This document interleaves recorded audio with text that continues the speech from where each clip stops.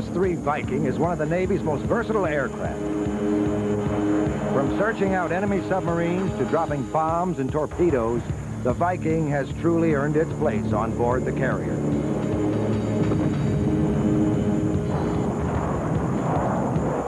Along the way, it has redefined the role of the scout.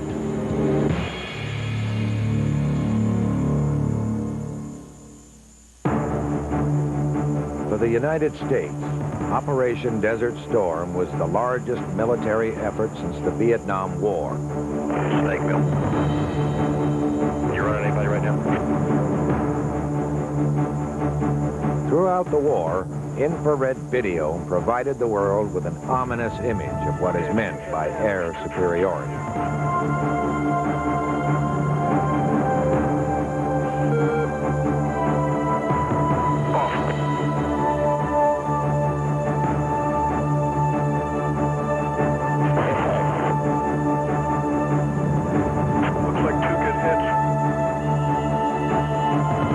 In the first 24 hours of the conflict, over 1,000 sorties were flown by coalition airplanes. A quarter of these were flown off the decks of the Navy's 6 carriers in the region.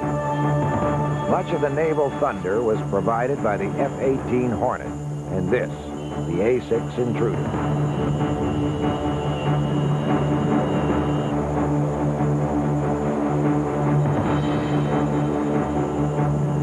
In the very first minutes of the war, Air Force strikes had neutralized the Iraqi fire control and radar tracking stations.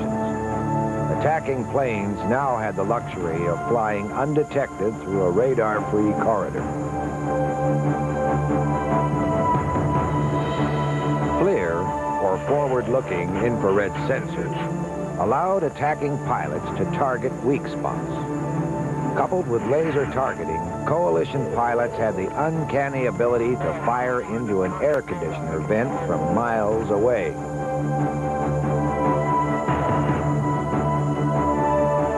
During the Gulf War, the ever-changing tactical picture meant that Navy squadrons had to be flexible. Targets like tanks and mobile scud bunkers were constantly moving. After finding the target, the pilot then needed to locate the ever-moving aircraft carrier. With the air war constantly evolving, the Lockheed S-3 Viking would see a wider variety of roles and missions than any other plane in the Navy.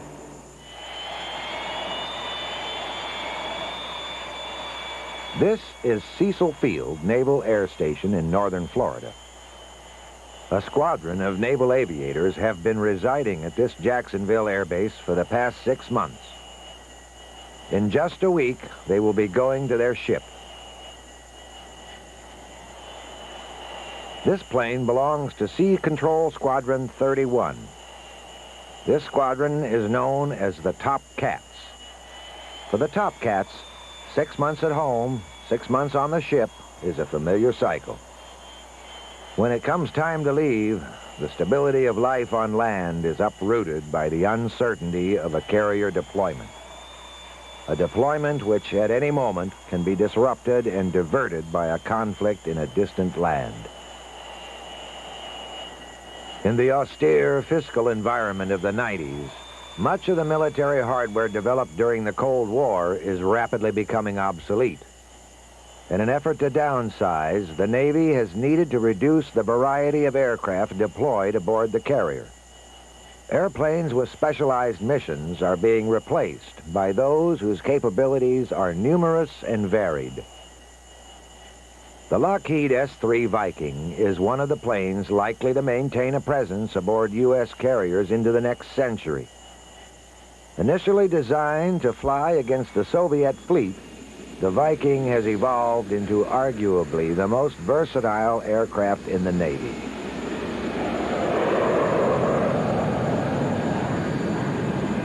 In the final week before the carrier deployment, the Top Cats must complete their last phase of workups. The workup cycle is an extensive series of training exercises designed to prepare an entire air wing for any challenges they will encounter during the 6-month cruise. For the top cats of Sea Control Squadron 31, this wide array of training exercises reflects the versatility of their plane. One day it may be surface recon. The next may be anti-submarine warfare. With the addition of a buddy refueling store, the top cats are equipped to provide aerial refueling. With a stable airframe, a variety of avionics, and passive radar sensors, the Viking is now used in the sophisticated game of electronic warfare. From countermeasures to electronic intelligence, Viking crews are well adapted at reading the enemy. However, today's mission is an old-fashioned one, dropping bombs.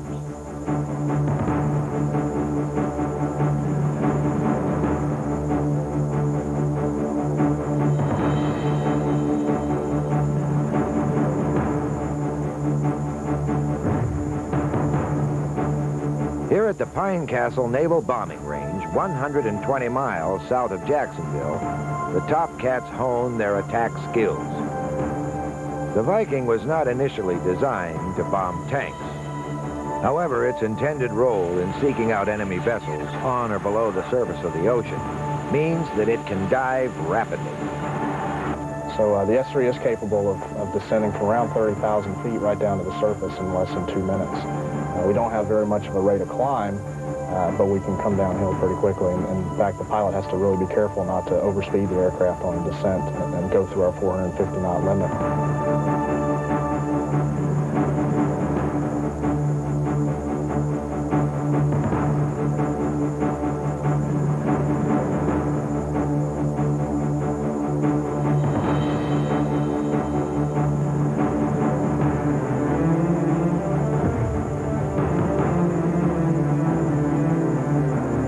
Aside from conventional bombs, the Viking can be equipped with air-to-ground rockets, allowing the pilot to simply aim and shoot.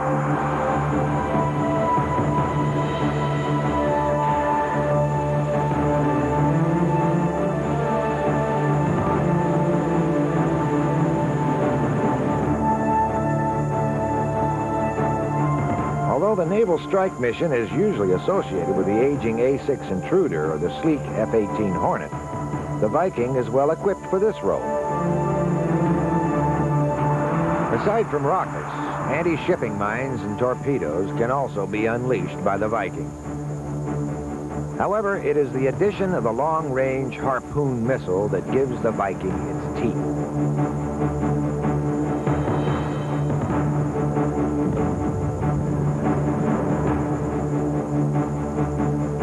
The harpoon is used in conjunction with inverse synthetic aperture radar, or ISAR. Because ISAR reads only the motion of a given target, it can provide an image of that target. This image will then be automatically cross-referenced within the system's tactical library. If the ship is deemed hostile, the harpoon may be sent on its way.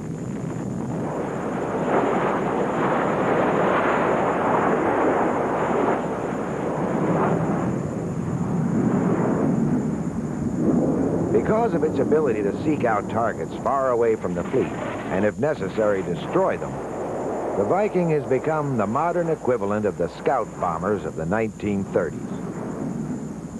However, like the early scouts, the Viking crews have one problem.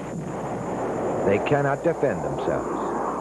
The absence of air-to-air weaponry is not really life-threatening when considering that enemy fighters would first need to deal with the Tomcats and Hornets providing the air cover. But in any case, the Viking was designed to be very maneuverable. If an enemy fighter attacks, the pilot's only defense is agility.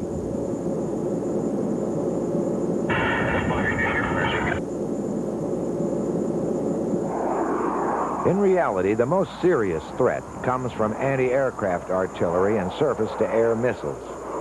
Chaff and flares are deployed to confuse the enemy's fire control radar and missile guidance systems. At this point, the primary mission switches from strike to survival. Back at the Naval Air Station in Cecil Field, the men and women of the Sea Control community are charged with keeping pace of the ever-expanding role of their plane. Commander Bruce Bowl is a veteran S-3 pilot who has seen his plane adapt to the changes brought about by the end of the Cold War. This is the S-3B Sea Strike Viking. Some of the features include the jet, the magnetic anomaly detection gear for submarine detection. We've also got the arresting hook, which traps aboard one of 4 wires, hopefully. The aircraft also has approximately 60 sonobuoy chutes designed to drop both active and passive sonobuoys to look for nuclear and diesel submarines. For our own protection, we've got electronic countermeasure dispenser used to dispense both chaff and flares for us to avoid surface-to-air missiles. The airplane was designed in the early 70s, and what they did is they used LTV's landing gear from the old A7, a proven carrier landing gear. So far, we've had no problems at all with this. It's stressed over 2 to 3 times that of a normal landing gear. The aircraft was also designed with a high wing, which gives it excellent water capabilities. The large flaps you see help decrease the approach speed of the carrier at night, which really helps out a lot. Our electronic countermeasures pod will detect all hostile radars within 360 degrees. Our bomb bays and our bomb rack give us the ability to drop Mark 80 series bombs, torpedoes, mines, harpoon, and anything else we can hang on the racks. Just like any commercial airliner, the pod here is stressed to withstand any G-forces, any turbulence. The pod itself can move out. In fact, it can move up to 11 inches right above the axis. This is a GE turbofan TF-34. Over 85% of the thrust is by the blades and not by the jet engine. Each one of the blades is milled separately. In fact, the trademark Hoover sound that you hear is the velocity of the air at different speeds passing through these blades.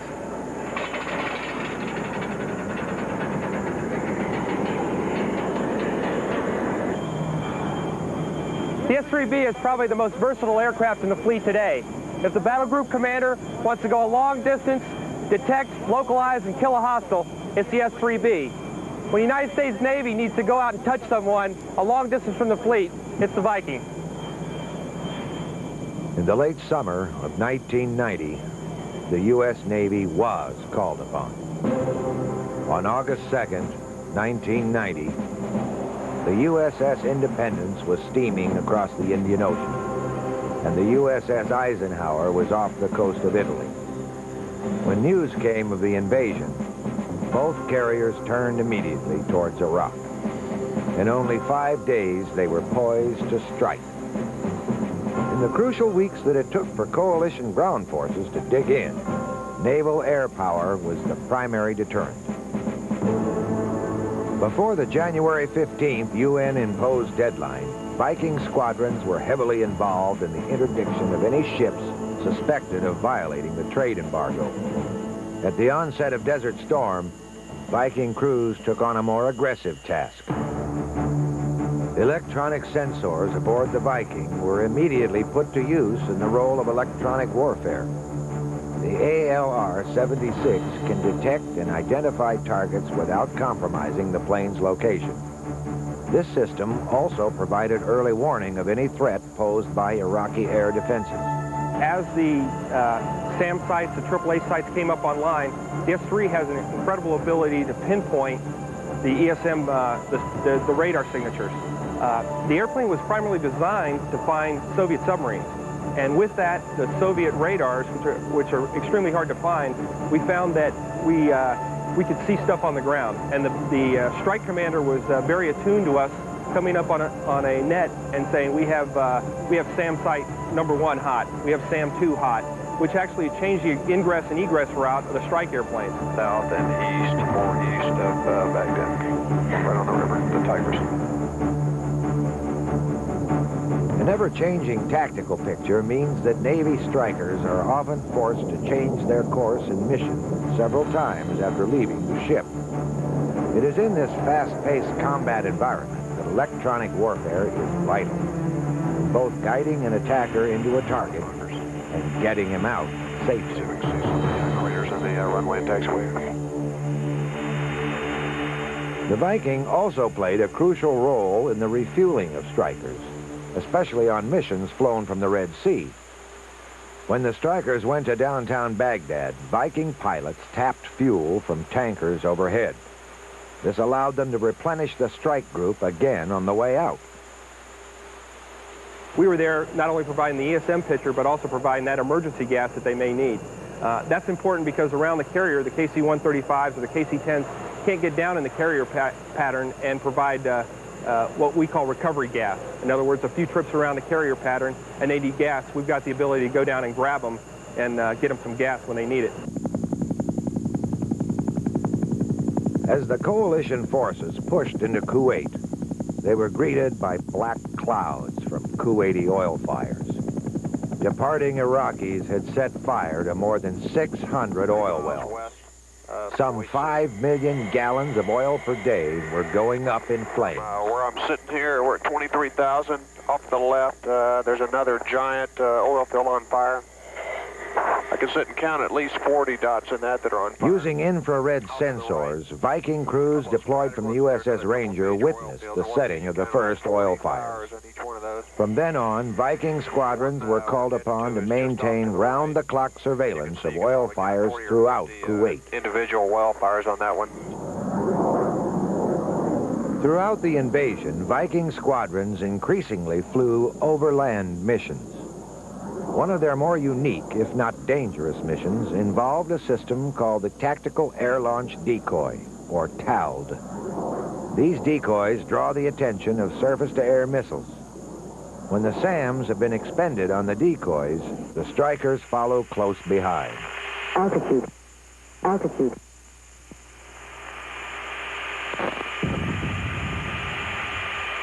I think that may be the Harrier. Secondary, got it. As you had, Jeff. During the Gulf War, Viking crews were ordered on strike missions for the first time ever. Iraqi naval bases, naval support facilities, and silkworm missile sites were on the hit list. In the later stages, these missions grew to include strikes against enemy airfields, railroad yards, ammo dumps, and SAM sites.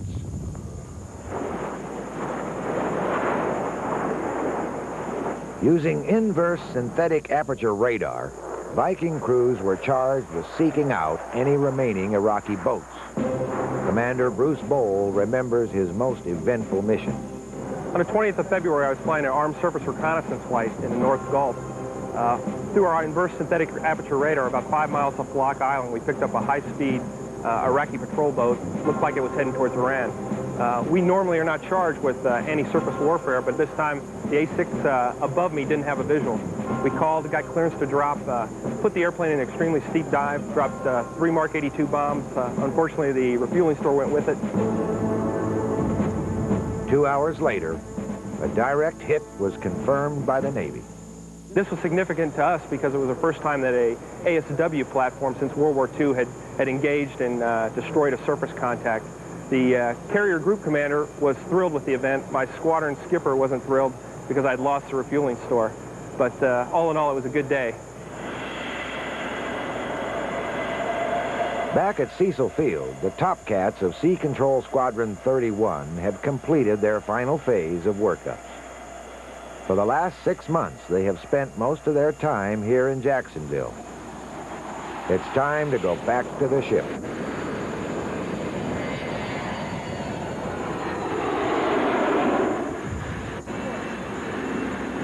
Somewhere in the Bermuda Triangle, a carrier awaits. This is the USS George Washington, the newest of the Navy's 14 carriers.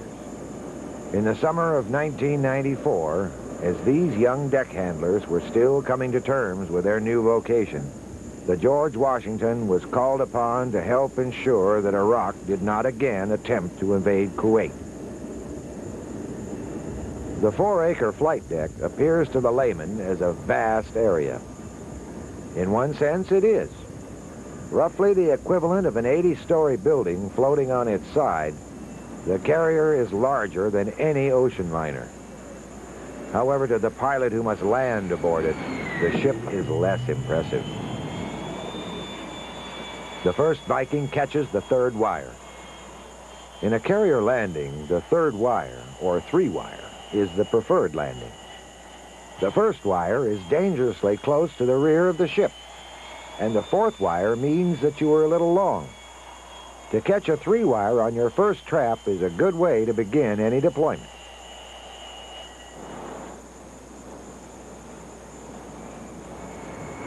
Occasionally, a pilot will miss all of the wires.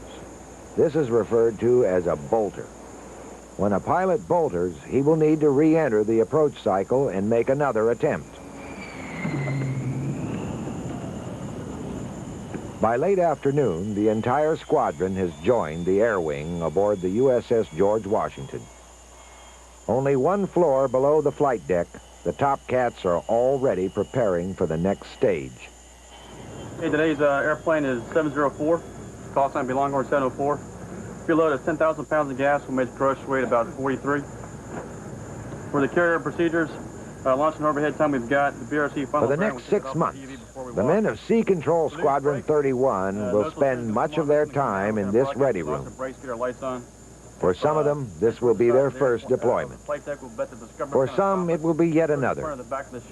But for all, it is full of uncertainty.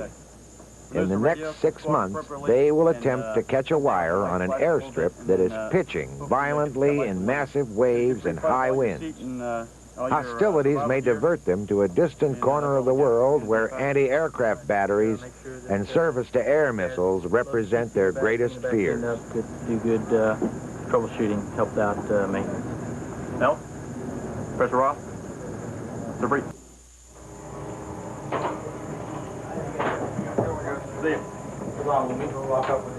There is little time to ponder what unseen challenges the next 6 months will hold.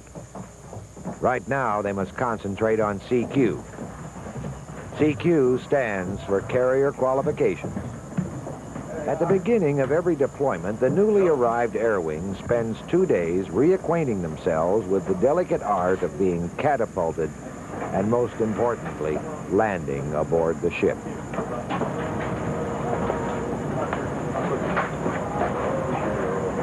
On the baggage on the airplane, is that right? It better be. These early days of the deployment can also be the most challenging.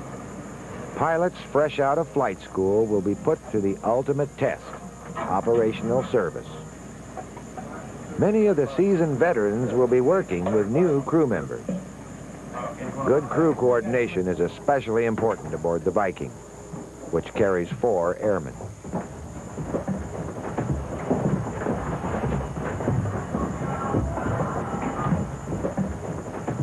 The men and women who fly in the planes are not the only members of Sea Control Squadron 31.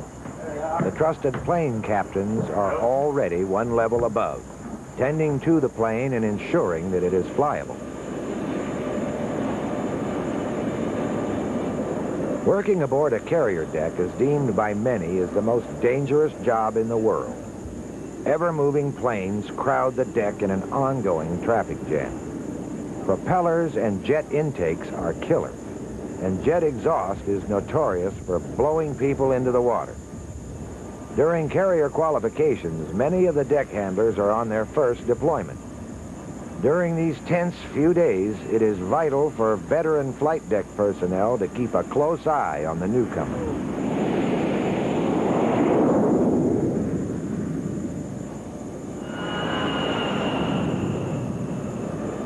The beginning of this cycle of CQ is marked by the launch of an ES-3. This Viking variant uses passive sensors within its distinctive hump to gather electronic intelligence. The ES-3 circles around into an approach pattern. The tailhook has not been lowered, meaning that the pilot will be doing a touch and go. By now, 2 more Vikings have joined the cycle. All 3 planes will practice touch and goes before the landing cycle begins. The carrier landing is the acid test of naval aviation. The deck itself is at a 10-degree angle to the forward motion of the ship. Therefore, the Viking pilot needs to continually correct 2 degrees to the right before considering the multitude of other factors, like crosswinds and pitching of the ship. The landing signal officers will talk each pilot back to the ship. LSOs are veteran pilots familiar with the precision glide slope that needs to be maintained up to the point when hook meets wire. Each pilot's landing is recorded, then closely scrutinized.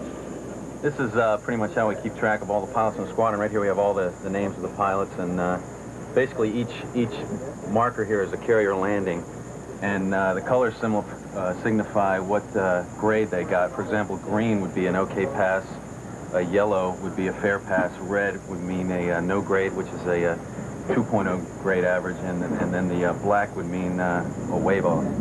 So this is a way to keep track of all the grades, and the pilots, it's pretty much also a thing that gets competition going between all the pilots in the squadron.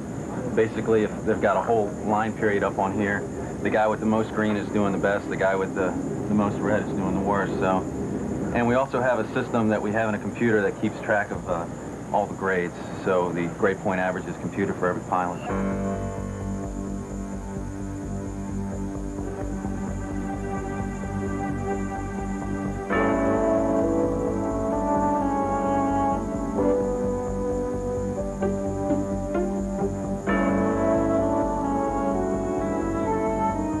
Into the 90s, the Lockheed Viking has assumed more roles and missions than any other Navy aircraft.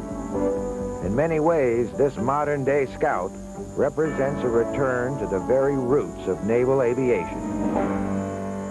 When Orville Wright demonstrated a later version of the Wright Flyer, Navy Lieutenant George Sweet reported back, saying, "The Navy must have that. It will be most important to us."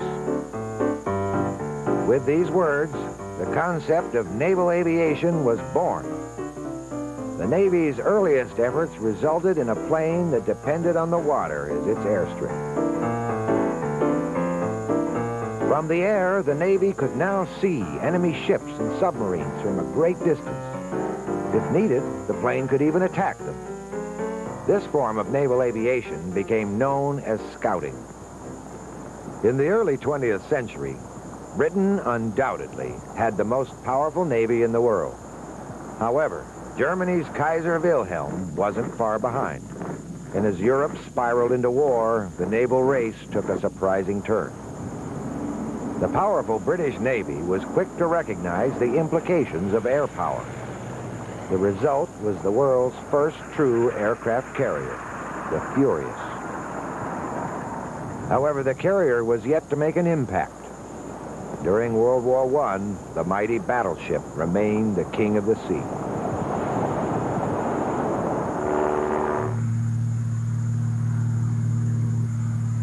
In 1921, Brigadier General Billy Mitchell deployed his Army Air Corps bombers on a series of mock attack missions against captured German ships. The Army Air Corps reveled in its success.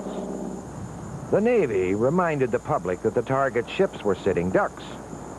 However, they were quietly enamored by the thought of carrying out such a strike themselves. The following year, the Navy got its wish. This is the United States' first carrier, the USS Langley. Curious onlookers called it the covered wagon. America's first tailhookers had few models in which to base their training. Such pioneering resulted in some precarious situations. Lieutenant Gerald Vaughan would survive this crash and go on to lead a task force as a rear admiral in World War II. While the Langley Eaglets were still coming to terms with carrier landings, the desire to prevent another world war was still on the political front burner. At a Washington conference, the Allied governments agreed to reduce their naval power. The agreement required the U.S. to cancel 2 battle cruisers already under construction. However, the treaty permitted the construction of aircraft carriers. The canceled ships thus became the carriers Lexington and Saratoga. In the years to follow, 5 more carriers, the Enterprise, Wasp, Hornet, Yorktown, and Ranger, emerged from American shipyards. Attack carriers now consisted of 4 squadrons: fighters, dive bombers, torpedo bombers, and scouts. The scouts were responsible for seeking out and attacking enemy vessels well away from the fleet. In May of 1938, Navy pilots were launched from the Saratoga and Lexington. This was a training exercise. Their mission was to simulate a surprise attack against an American naval base. scout bombers and torpedo planes concentrated on the shipyard. The fighters would repel their counterparts. The attacking planes took the Navy base by complete surprise. Resistance was non-existent, and by the rules of engagement, the carriers won the exercise. The victim was the Navy base at Pearl Harbor. Ironically, the lessons learned by this exercise were somehow remembered by the Japanese and forgotten by the Americans. Just 3 years later, Japanese carriers launched an attack in exactly the same manner. Pearl Harbor was again taken by complete surprise, but this time the attack was no simulation. In one day, the mighty Pacific Fleet was brought to its knees. The U.S. was vaulted into war, a war in which the Navy's scouts would find a new role.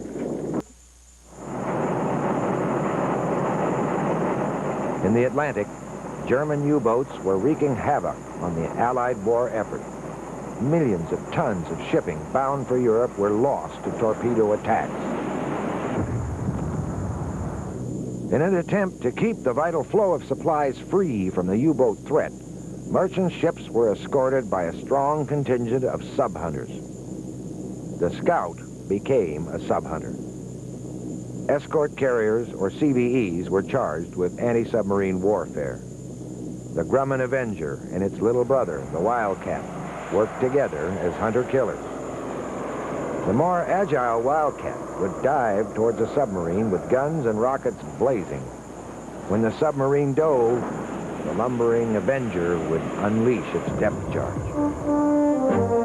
After World War II, the Soviets emerged with the largest submarine fleet in the world, and growing. In the last 3 years of Stalin's leadership, well over 200 Whiskey-class subs poured from Soviet shipyards. 35 of the enormous Zulu-class subs also emerged. Even if the Soviet submarines were not as impressive as they appeared, their sheer numbers posed a grave threat to the U.S. Navy. However, Soviet sub-technology was impressive, and the outmoded hunter-killer pairs were beginning to lose their grip on this ongoing and most elusive war.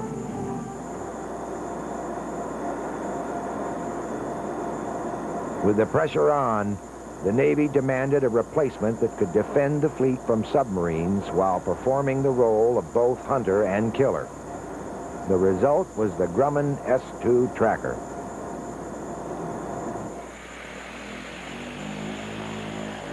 Each tracker boasted a crew of 4. Acoustic processing came in the form of sonobuoys. The retractable magnetic anomaly detector, or MADBOOM, could pick up any variation in the Earth's magnetic field caused by a large metal object, such as a submarine. The tracker soon became the sole plane responsible for keeping Russian subs off the fleet. However, into the 60s, Russian subs were no longer the only threat. Under the leadership of Admiral Sergei Gorshkov, the size and firepower of the Soviet surface fleet had increased dramatically. Soviet Kira-class and Krivak-class destroyers poured from Black Sea ports. Surface-to-air and anti-shipping cruise missiles equaled the capability of their Western counterparts.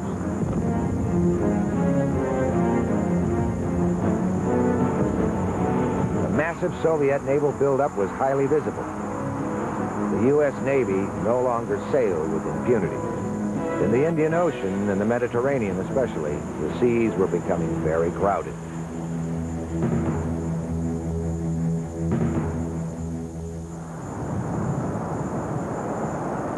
In the early 70s, U.S. naval aviation underwent a dramatic change.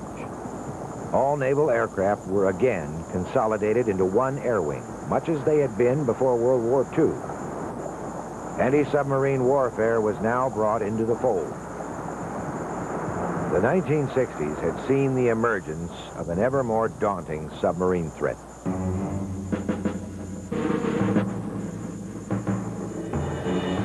Attack subs like the Echo II class and later the Victor class submarines carried the firepower to devastate American warships.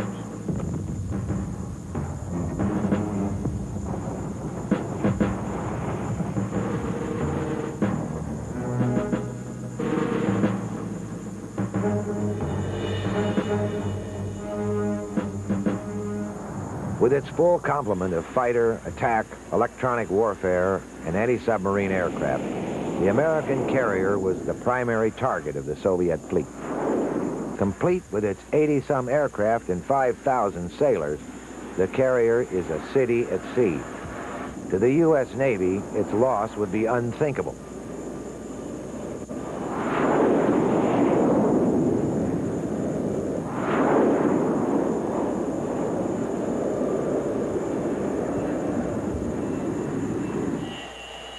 By 1976, the Lockheed Viking was fully integrated into the fleet. Piston engine tracker had served during some of the most intense years of the Cold War, but was simply made obsolete by Soviet advancements. The jet-powered Viking was the logical follow-on. Like the tracker, the S-3A has 4 crew members working together in a coordinated effort to find and track enemy vessels. The pilot is not necessarily the mission commander. Naval flight officers, or NFOs, are responsible for keeping a finger on the pulse of the tactical situation. Our position as an NFO really is in 2 different seats in the aircraft, both up front as a COTAC, which is a backup for the pilot safety of flight, navigation, communications, weapon systems, and then an assistant tactical coordinator. Also in the back seat, though, is a tactical coordinator, and he's really in charge of the whole tactical show.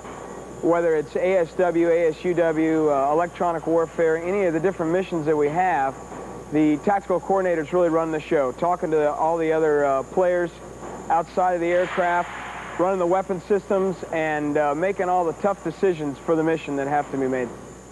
To maintain defensive combat readiness, the carrier air wing routinely carries out simulated attack exercises. Today, 2 American ships and 1 submarine will simulate an attack on the carrier. The air wing has no idea where the hostile vessels will be coming from. If the enemy vessels manage to close within striking distance, they will win the exercise, causing great embarrassment to the fleet commander and the entire air wing. At the beginning of the exercise, the Viking will lay a preliminary wall of sonobuoys. The placement of each sonobuoy is automatically entered into a computer, and its position is displayed on a screen in front of the tactical coordinator. The sensor operator, the Viking's only enlisted man, will process acoustic information picked up by the sonobuoy. In separating the different noises, he will attempt to isolate the sound of the enemy. The cat-and-mouse game has begun. Returning to the inner zone, one of the Vikings spots something.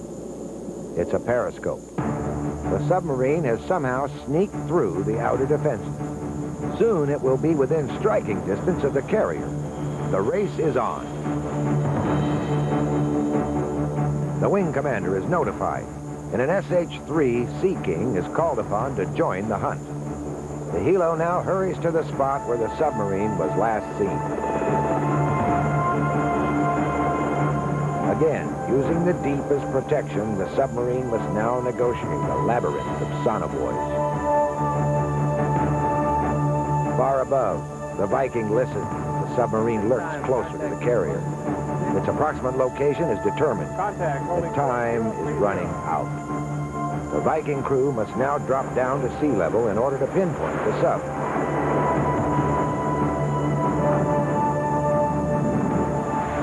At sea level, a magnetic anomaly detector, or MAD boom, is deployed. Working just like any metal detector, MAD responds when it passes over the large metal submarine. Madman, madman.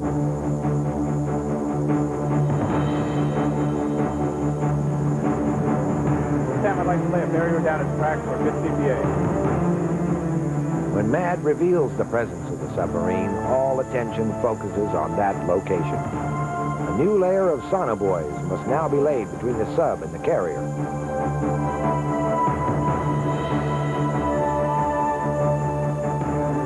The distinctive ping given off by the buoy alerts the sub that the air wing is onto him. Moving to areas of different water temperature may help block the sonar. However, with the arrival of the Sea King, it will be difficult for the submarine to continue evading the fleet. Now that the sub has moved through the wall of sonobuoys, the helo uses its dipping sonar to obtain a new signal. This new acoustic information is passed back to the tactical coordinator in the Viking. With this information, a tactical plot is created. Using a triangular fix, the TACO tightens the noose.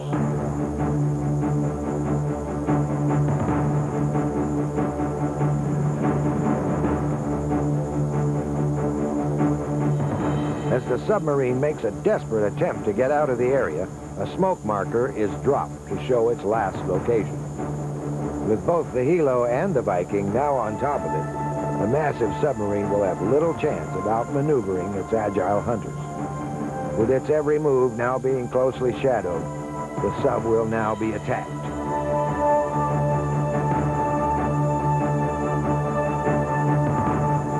During this simulated attack, the Viking deploys an underwater sound which alerts the submarine commander that he is under siege. The air wing has defeated the elusive hostiles. By the rules of the game, the sub must surface and remove itself from the exercise. Fortunately, during the Cold War and to this day, the only attacks against the fleet were training exercises like these. Like the early scout bombers of the 1930s, Viking squadrons are now responsible for a variety of roles.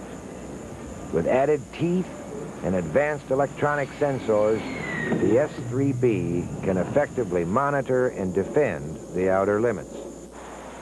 The latest advance, called Outlaw Viking, will provide over-the-horizon targeting and electronic intelligence that can be transmitted to battle commanders anywhere in the world via a data link system. With the S-3B and now Outlaw Viking, naval scouting has come full circle. For almost 30 years, the predecessor to this airplane was primarily an ASW platform. Recently, probably in the last 5 or 6 years, the S-3B has taken us way beyond that, and in some ways has taken us right back to the evolution of the airplane in the beginning of scouting. Back on the USS George Washington, our Viking squadron is preparing to return home. In the past 6 months, these airmen have helped to enforce trade embargoes in both the Caribbean and the Mediterranean. They have skirted the border of Iraq collecting electronic intelligence, and they have trapped a wire in 60-foot waves in the North Sea. For them, the airstrip at Cecil Field is a welcome sight. And as a tired squadron returns, another prepares to leave.